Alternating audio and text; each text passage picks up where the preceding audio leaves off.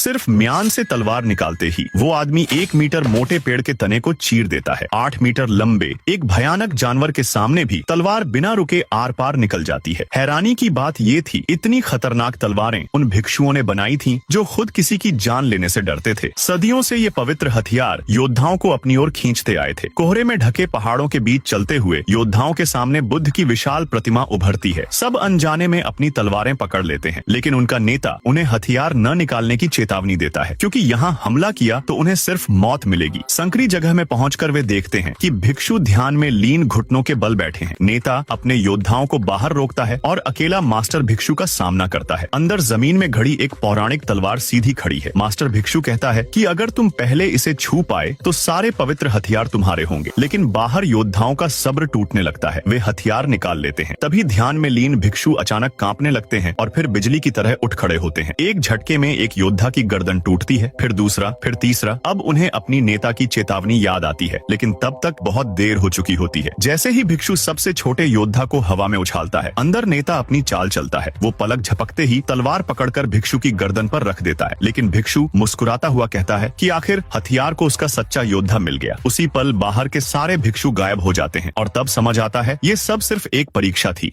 एक औरत हाथ में हार्ट शेप डायमंड लेकर फोटो खिंचवा रही थी। डायमंड देखते ही पास खड़ी एक मेकअप आर्टिस्ट उसकी ओर अट्रैक्ट हो गई, लेकिन उसी पल गार्ड ने उसे तुरंत रोक दिया। उस औरत का नाम रूबिया था। वो ये डायमंड पार्टी में सबको दिखाने लाई थी, लेकिन उसे जरा भी अंदाजा नहीं था कि एक गैंग पहले से ही इस डायमंड को चुराने की प्लानिंग कर चुका है। जैसे ही रूबिया सबके सामने डायमंड दिखाने लगी, गैंग का एक मेंबर भीड़ को डिस्ट्रैक्ट करने आगे बढ़ा, लेकिन गार्ड्स तुरंत अलर्ट हो गए और उसे रोकने के लिए आगे आए। उसी वक्त एडविक नाम का एक आदमी भीड़ के सामने आया। उसने खुद को एक मैजिशियन बताया और दावा किया कि वो जादू से डायमंड को लॉक बॉक्स से बाहर निकाल सकता है। रूबिया ने उसकी बात को हल्के में लिया। उसे भरोसा था कि इतनी टाइट सिक्योरिटी में डायमंड चोरी होना नामुमकिन है। फिर भी उसने एडविक को ट्राई करने दिया। एडविक ने कई जादुई ट्रिक्स दिखाई, लेकिन बॉक्स नहीं खुला। अब रूबिया को पूरा यकीन हो गया कि डायमंड पूरी तरह सेफ है। तभी एडविक के हाथ के एक छोटे इशारे से वो बॉक्स खुल गया। रूबिया ने डायमंड उठाकर सबको दिखाया, लेकिन अगले ही पल डायमंड कई टुकड़ों में टूट गया। उसी समय असली डायमंड एडविक के हाथ में था। कोई समझ ही नहीं पाया कि उसने ये कैसे किया। तभी रूबिया को एहसास हुआ ये लोग डायमंड चुराने आए थे। उसने तुरंत गार्ड्स को उन्हें पकड़ने का आदेश दिया, लेकिन गार्ड्स के कुछ करने से पहले ही एडविक की टीम एक गार्ड को गिराकर वहां से भाग निकली। गार्ड्स ने उनका छत तक पीछा किया। वहां देखकर लगा कि वो हेलीकॉप्टर से भागने वाले हैं, लेकिन तेज रोशनी में सच्चाई सामने आ गई। वो सिर्फ हेलीकॉप्टर का एक पोस्टर था। तब तक एडविक और उसकी टीम रस्सियों के सहारे नीचे उतर चुकी थी और एक बोट पर पहुंच गई थी। इस तरह उनका मिशन सफल हो चुका था और इनाम में उन्हें खास और कीमती कार्ड्स मिले।